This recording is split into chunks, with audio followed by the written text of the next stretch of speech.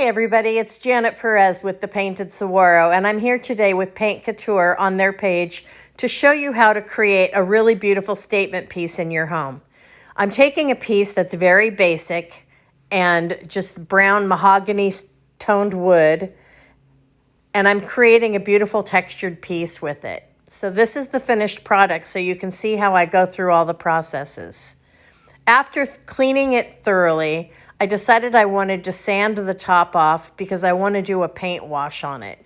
So I'm using my sander with an 80 grit sandpaper, followed by 120 grit sandpaper, and then a 220 grit sandpaper to get a really nice smooth finish on the top of this surface. It's solid wood, so I'm not worried about sanding back too deeply against veneer or anything like that. And I just want to make sure that all of the stain is removed off this piece before I go to the next step. This is one of the two top drawers, and I did this obviously to both drawers, but I'm doing a raised stencil. And I'm using the embossing medium from Paint Couture mixed with some Espresso paint to get this really beautiful brown. And it won't really show later as far as the color goes, but I wanted to make sure I used a darker color on this. And you can see that it's really easy and creamy to spread on. So now that I've got the raised stencils done, I'm using Modern Rattan, and I'm going to cover the entire piece with it using the Paint Couture brush. It's a beautiful brush. It's silky, it leaves no brush strokes, and I love it. And as you can see, even though I'm painting over a really dark piece, I'm getting excellent coverage with this Paint Couture paint. You really only need about 1.5 coats total. So I'm going to continue painting this. And of course I paint the sides, the base, and everything with this Modern Rattan color before I'm done. I did not paint the top two drawers because I wanted to make sure that those raised stencils were completely dry. So that's why I'm avoiding those at this point in time. So now what I'm doing here is I am filling in some nail holes that were holding on some faux keyhole hardware. And unfortunately, the next step I have, I lost. So I'm going to tell you right now, and you'll see it in the next image. But what I do next to create some texture and some layers to this piece is I add some salt wash. And the salt wash goes around the edges or wherever you want that bottom layer to show through your top layer. And you sprinkle the salt wash with your hand around the piece where you want it, and then you spritz it really well with water. You let it dry completely and totally before you go on to the next step. Okay, so now I'm moving on to the next step, and that is adding Angel Eyes, which is a gorgeous Paint Couture color, sort of a Tiffany blue, I would say. And I'm stippling this over that texture and over that layer of Modern Rattan. The stippling is in order to not disturb the powder, even though it's rock hard. I mean, it literally turns out to be almost like cement, but I don't want to disturb it with my brush. And so I'm using just a standard chip brush that I don't care about too much. And I'm gonna cover the entire front of these drawers with this technique. And I'm doing all of the drawers like this. So you'll see I'm gonna take some shortcuts here because we're limited on time, and plus you've got better things to do than sit and watch me paint the same thing over and over again. But it's important to make sure that you cover all of that white powder, the salt wash, in order to get this technique to work. But you don't want it to be too thick. You don't want the paint to be so thick that it might crack as it dries.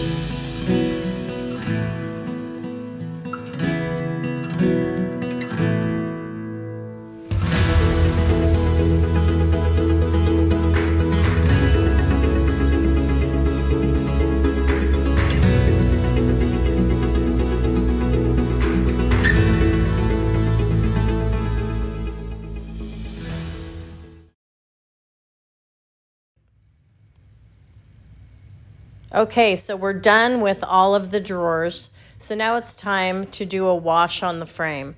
I'm using some of the same color, Angel Eyes, and I'm mixing it with about 50% water.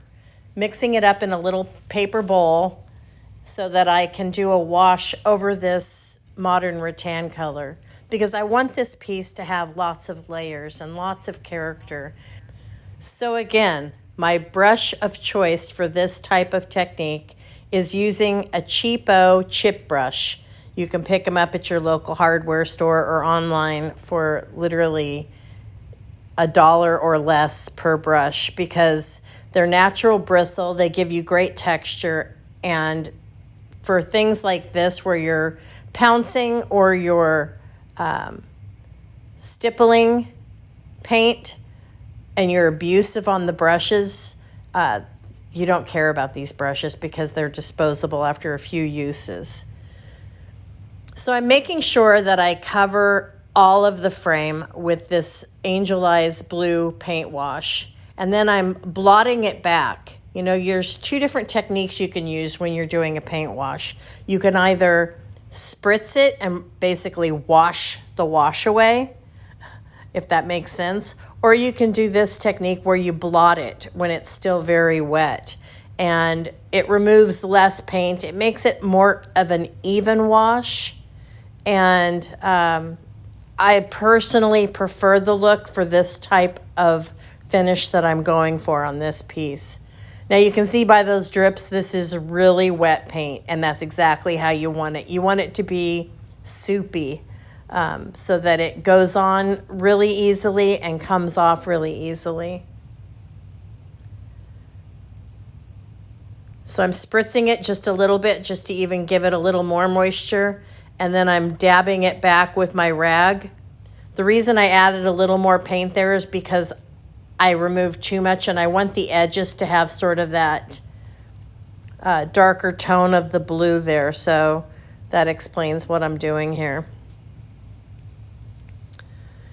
And I love the look. So here I'm adding some gold leaf adhesive. As you can see, it goes on kind of cloudy, and you want to be really careful that you only get the adhesive where you want the gold leaf to stick to. That's why I'm using an artist brush and getting excruciating detail on this, so that I'm going up to the line for the top, but not going over, because I don't want any gold leaf on my top. And if there's adhesive there, the gold leaf will stick there. Another thing I'd like to touch on is using the proper adhesive for gold leaf. I've seen some influencers use things like spray adhesive that's meant for paper, or wood glue mixed with water and things like that. And I don't recommend using any of those products because that's going to compromise the integrity of your finish. So as you can see here, the sizing is completely dry. It's clear, it's shiny. And now I've got my gold leaf out, and I'm going to start applying it here. I've got my scissors. I'm going to cut on about 10 sheets. I'm going to cut about a 1.5 inch width strip so that I can apply this and manage it easier than using a full sheet. As you can see, this is not real gold leaf. This is aluminum gold leaf because it's really thin and it breaks apart really easily. All gold leaf does, really. But basically, I put my gloves on so that I don't have my oils from my fingers affecting the gold leaf. Plus, it's easier to manage the gold leaf sheets with gloves on. So if you have a pair, grab them before you try doing any gold leaf. That's my biggest recommendation. So I run my fingers along the edge to kind of smooth the edges, and then make sure that I'm not leaving any holidays or blank spots where the gold leaf needs to be adhered onto the wood. And the reason I didn't paint the wood before I gold leafed is because it was that kind of dark mahogany red color. Traditionally, gold leaf is applied over a deep, almost like ox blood red, so that you can distress it back, or as it ages, you see that red showing through and it looks like aged gold. So here I am just finishing up the gold leaf. I am going to apply these last few pieces, make sure that everything is set and covered, and then take another chip brush, a clean dry one, and kind of go over all of it with that chip brush to remove any flakes or loose pieces from the entire piece. Cleanup time and time for the next step. So here I am. I'm using that same blue wash that I used on the body, and I still had some left. So this is Angel Eyes mixed with 50% water, and I'm doing a paint wash over the top so that it's all cohesive looking. When you're doing the top of any piece, regardless of what you're using, whether it's stain, paint, or your top coat, you want to finish it with long, full length swipes over the top. That way you don't get the stop-start marks on your finish on the top of your piece. Plus, it makes for a smoother finish. So as you can see here, I'm lifting the brush as I come towards the center because I want more paint on the edges. And now I'm doing that long sweeping stroke, like I said, to get an even painted finish on this. And you can still see the wood grain through this blue. So it's really a beautiful look for this piece. And there I'm just wiping the paint off of the gold leaf. I haven't sealed the gold leaf yet. That's the next step.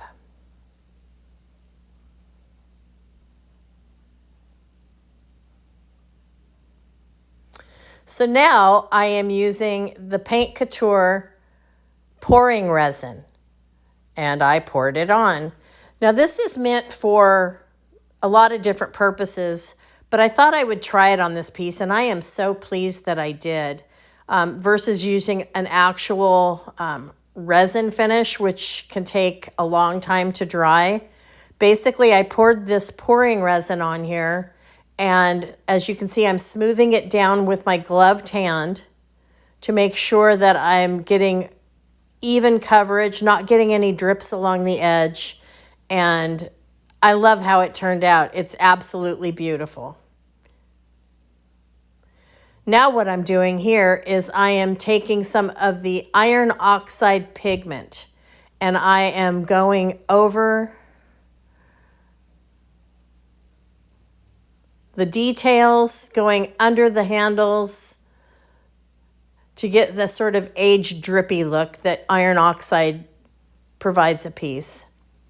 It just adds another layer of age and drama to the piece, which I love. So now I'm going to turn some music on for you guys so that you can watch the process of how I age out a piece using that iron oxide with a little bit of water mixed in with it. And it really goes a long, long way. So you only need a few drops of the iron oxide mixed with about a tablespoon or two of water. And then the sky's the limit as far as the looks you can create.